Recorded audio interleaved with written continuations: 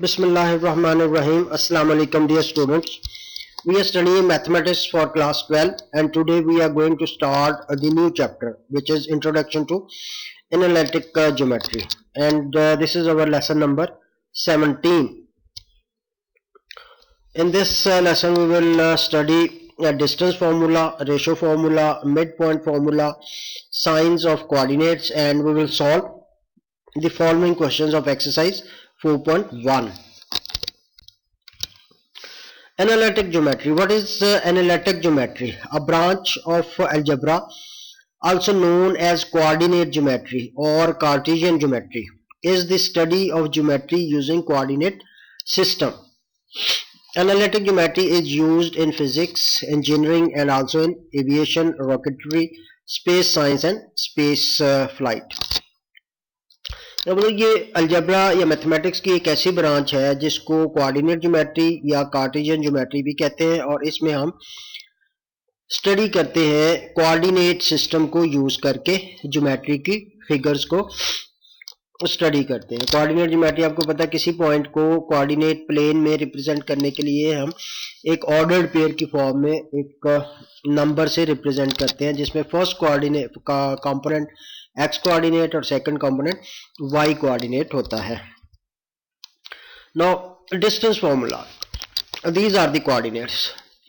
A and B are two points in this Cartesian plane and having x coordinate and y coordinate.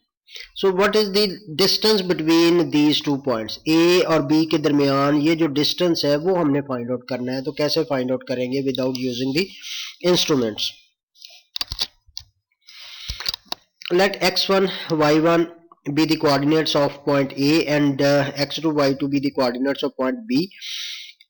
Two points in plane and D be the distance between A and B. ये एक line है AB, इसकी length find करनी हो या A और B के दरमियान डिस्टेंस फाइंड करना हो तो हम ये वाला फॉर्मूला यूज करेंगे, और ये फॉर्मूला है x2 minus x1 whole square plus y2 minus y1 whole square और x1 minus x2 whole square plus y1 minus y2 whole square.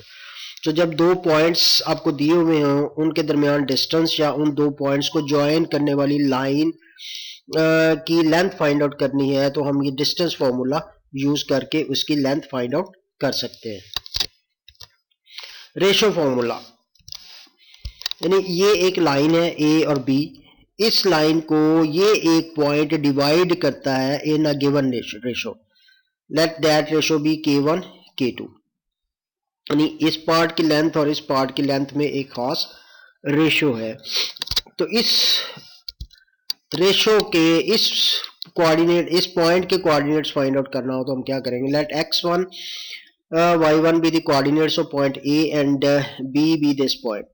The coordinates of the point C dividing the line segment AB in the ratio K1 K2 are. इस point के coordinates जो इस line AB को इस ratio से divide करता है. ये रेशो कोई नंबर होंगे, 1:2 हो सकती है, 2:3 हो सकती है, 1:1 रेशो से भी ये डिवाइड कर सकता है. तो इसके कोऑर्डिनेट्स फाइंड आउट करने के लिए हम ये करेंगे कि इसके ये वाली जो रेशो है पॉइंट की इस साइड पे जो रेशो है इसको हम इस साइड पे जो x कोऑर्डिनेट है उससे मल्टीप्लाई करेंगे, और ये वाली जो रेशो है पॉइंट C की दूसरी साइड पे जो रेशो है इस नंबर को हम इसके x कोऑर्डिनेट पे से मल्टीप्लाई कर देंगे और इनको ऐड करेंगे. यानी ये K1 multiplied by x2, K2 multiplied by x1, और इनको ऐड करेंगे और फिर डिवाइड करेंगे इन नंबर्स के सम से K1 प्लस K2 से. इसी तरह इसका y कोऑर्डिनेट आएगा, इस K1 को हम y2 से मल्टीप्लाई करेंगे और फिर K2 को y1 से मल्टीप्लाई करके ऐड कर देंगे और डिनोमिनेटर में K1 प्लस K2 लगा देंगे. तो ये उस पॉइंट के कोऑर्डिनेट्स आ जाएंगे जो गिवन लाइन को एक गिवन रेशो में डिवाइड करता है. मिड पॉइंट फॉर्मूला, यानी दो पॉइंट्स के दरमियान मिडल पॉइंट के कोऑर्डिनेट्स अगर आपने फाइंड आउट करने हैं तो फिर उसके लिए ये फॉर्मूला है. अगर ये दो पॉइंट्स हैं, be two points in a plane the coordinates of the mid point of A B, A और बी के दरमियान वाला जो पॉइंट है उसके कोऑर्डिनेट्स ये होंगे x1 x plus x2 over 2, y1 plus y2 over 2, यानी उस पॉइंट के x कोऑर्डिनेट्स को ऐड कर देंगे और 2 पे डिवाइड करेंगे तो वो मिड पॉइंट का x कोऑर्डिनेट आ जाएगा, और y कोऑर्डिनेट्स को ऐड करके 2 पे डिवाइड करेंगे तो वो मिड पॉइंट का y कोऑर्डिनेट आ जाएगा। साइंस ऑफ कोऑर्डिनेट्स, यानी ये प्लेन है एक्स वाई प्लेन, इस प्लेन के चार क्वाड्रेंट्स हैं, चार पार्ट्स हैं, इसमें इसको first quadrant, second quadrant, third quadrant और फोर्थ क्वाड्रेंट, चार क्वाड्रेंट्स हैं इसके फर्स्ट क्वाड्रेंट में x का साइन पॉजिटिव, y का साइन भी पॉजिटिव होगा। इसके सेकंड क्वाड्रेंट में x नेगेटिव, y पॉजिटिव, और थर्ड क्वाड्रेंट में x भी नेगेटिव और y भी नेगेटिव होगा, और फोर्थ क्वाड्रेंट में x पॉजिटिव और y नेगेटिव। आपको बताइए ओरिजिन है, ओरिजिन की राइट साइड पे x पॉजिटिव, लेफ्ट साइड पे x नेगेटिव, ओरिजिन से ऊपर y पॉजिटिव और ओरिजिन से नीचे y नेगेटिव होता है। So let's solve questions of exercise 4.1. Question number 1 है describe the location of point x y. X y एक पॉइंट दिया हुआ है आपको, उसकी लोकेशन आपने डिस्क्राइब करनी है कि वो कहाँ पे उस कोऑर्डिनेट प्लेन में किस प्लेस पे किस पोजीशन पे लाई करता है। तो इसका 7th पार्ट जो आपके सिलेबस में है, X mod is equal to minus Y mod, यानी एक्स इक्वल है पॉजिटिव एक्स इज इक्वल है नेगेटिव वाई। तो आपको पता है कि a positive value can not be equal to a negative value, positive number +3 -3 के इक्वल तो नहीं होगा ना। So except number 0, so origin is the only point which satisfies X mod is equal to minus Y mod, क्योंकि 0 में positive 0 ले लें या नेगेटिव 0 ले लें उसमें कोई फर्क नहीं पड़ता, इसके अलावा कोई भी नेगेटिव नंबर पॉजिटिव नंबर के इक्वल नहीं होगा। तो फिर इस पॉइंट की जो पोजीशन है वो क्या होगी, ओरिजिन ही होगी।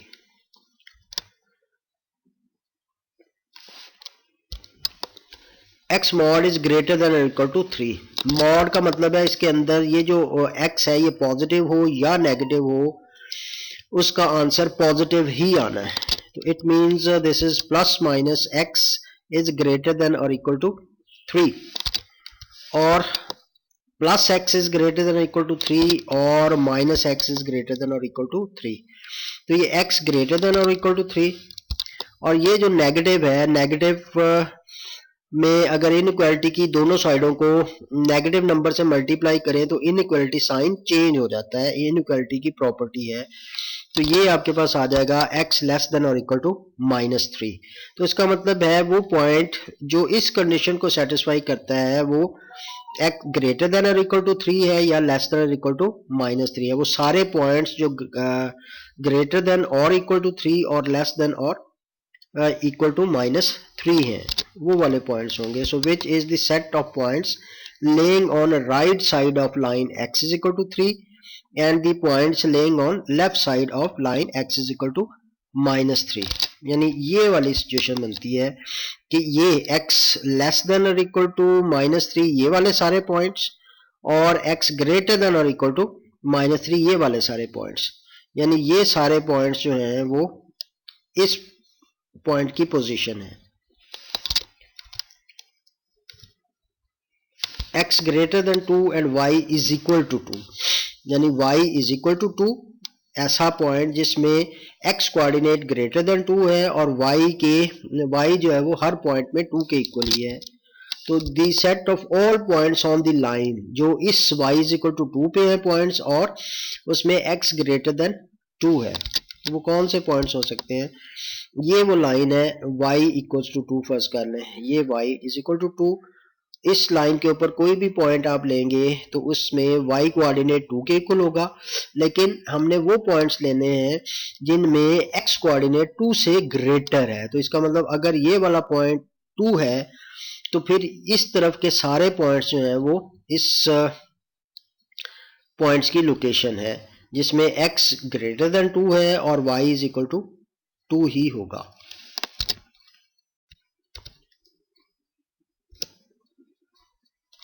Find the distance and mid point. अब ये क्वेश्चन नंबर 2 में ये दो पॉइंट्स आपको दिए हुए हैं, a इज इक्वल टू 3 1 और b इज इक्वल टू -2 -4। आपको ये कहा है कि इनके दरमियान डिस्टेंस फाइंड आउट करें और इनके मिड पॉइंट के कोऑर्डिनेट्स फाइंड आउट करें।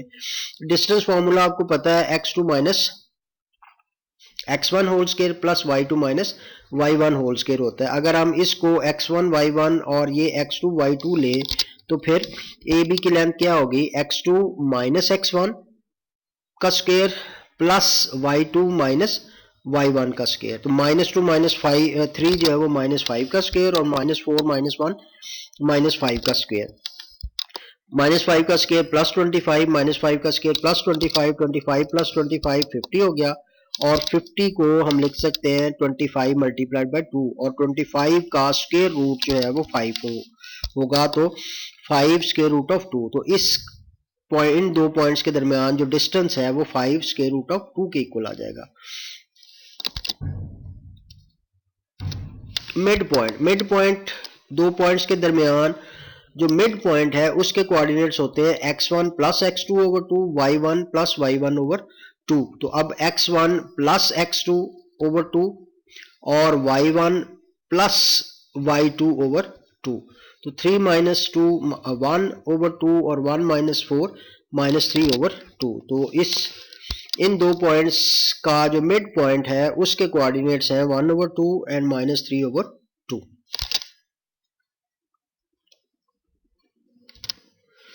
बी पार्ट में ये दो पॉइंट्स हैं ए और बी। बिल्कुल इसी तरह आपने x2 minus x1 whole square plus y2 minus y1 whole square लगा के फॉर्मूला इनके दरमियान डिस्टेंस फाइंड आउट कर लेना है। तो ये x2 माइनस और ये इसका साइन भी माइनस है और माइनस माइनस प्लस हो जाएगा minus y1 minus y2 sorry minus y1 minus y2 whole square 2 plus 8 10 whole square 100 हो जाएगा और -1 माइनस 3 होल स्क्वायर -4 और -4 का square 16।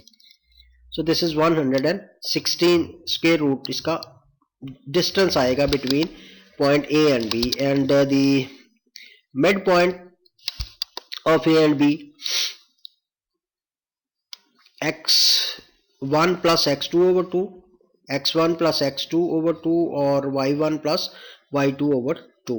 -8 plus 2 is -6 over 2 and 3 minus 2 2 over 2। So this is equal to -3 और 1 इसका mid point के coordinates आ गए। In question number 4 you are asked to show that A, B, C are vertices of right angled triangle। आपको पता है right angle triangle की कौन C triangle होती है, उसमें पाइथागोरस थ्योरम होता है कि हाइपोटेन्यूज का स्क्वायर इक्वल होता है दूसरी दो साइड के स्क्वायर के सम के इक्वल। तो हम यहाँ पे डिस्टेंस फार्मूला यूज करके हम उस ट्राइंगल की तीनों साइड्स की लेंथ फाइंड आउट कर लेंगे, ए बी की लेंथ, बी सी की लेंथ और ए सी की लेंथ फाइंड आउट करेंगे और देखेंगे कि इनमें से किसी एक साइड का स्क्वायर, एक साइड की लेंथ का स्क्वायर दूसरी दो साइड्स की लेंथ के स्क्वायर के सम के इक्वल है। पहले हम ए बी की लेंथ फाइंड आउट करते हैं। ए बी की लेंथ है स्क्वायर रूट ऑफ 2 माइनस 0 का स्क्वायर प्लस -1 माइनस 2 का स्क्वायर। तो ये स्क्वायर रूट ऑफ 3 माइनस 2 का स्क्वायर जो है वो आपके पास स्क्वायर रूट ऑफ 3 का स्क्वायर और -3 का स्क्वायर। स्क्वायर रूट ऑफ 3 का स्क्वायर 3 और -3 का स्क्वायर 9, 9 प्लस 3 12 का स्क्वायर रूट आ जाएगा और ए बी का स्क्वायर क्या होगा 12 आ जाएगा, यानी इस साइड का स्क्वायर 12 के इक्वल है। अब बी सी की लेंथ फाइंड आउट करें। बी सी की लेंथ अगर फाइंड आउट करनी है तो उसी तरह 0 माइनस स्क्वायर रूट ऑफ 3 का स्क्वायर -2 प्लस 1 का स्क्वायर। तो माइनस स्क्वायर रूट ऑफ 3 का स्क्वायर प्लस -1 का स्क्वायर। ये माइनस स्क्वायर रूट ऑफ 3 का स्क्वायर फिर 3 हो जाएगा और -1 का स्क्वायर 1। तो 3 प्लस 1 4, 4 का स्क्वायर और 4 का स्क्वायर रूट जो है वो 2 और इस साइड का स्क्वायर जो है वो बी सी का स्क्वायर 4 के इक्वल आ जाएगा। इसी तरह आप ए सी की लेंथ फाइंड आउट कर लें। तो ए सी या सी ए की लेंथ जो है वो आपके पास आएगी 0 माइनस 0 और 2 प्लस 2 और ये 0 प्लस 4 स्क्वायर यानी 0 प्लस 4 स्क्वायर आ जाएगा और 4 स्क्वायर 16 के इक्वल होता है, स्क्वायर रूट ऑफ 16 4 के इक्वल। तो सी ए जो लेंथ है साइड है इसका स्क्वायर किसके इक्वल होगा 16 के इक्वल। अब ए बी की लेंथ स्क्वायर रूट ऑफ 12 उसका स्क्वायर 12, बी सी की लेंथ 2 उसका स्क्वायर 4 और सी ए की लेंथ 4 उसका स्क्वायर 16 है। अब इनमें से कोई सी दो साइड्स ऐसी हैं जिनका स्क्वायर का सम जो है वो तीसरी साइड के इक्वल है। तो ये देखें सी ए का स्क्वायर 16 है और ए बी का स्क्वायर 12 और 4 को ऐड करें तो आपके पास 16 के इक्वल आता है। तो इसका मतलब है चूंकि ए बी का स्क्वायर प्लस बी सी का स्क्वायर इक्वल है 12 प्लस 4 इज इक्वल टू 16 और ये सी ए के स्क्वायर के इक्वल है। तो इसका मतलब है उसमें जो हाइपोटेन्यूज है उस राइट एंगल ट्राइंगल का वो सी ए है और ए बी और बी सी परपेंडिकुलर और बेस है। तो perpendicular square plus base square is equal to hypotenuse square. तो बाय पाइथागोरस थ्योरम ये जो वर्टिसेस हैं ए बी सी ये राइट एंगल ट्राइंगल के वर्टिसेस हैं। We are able to show this.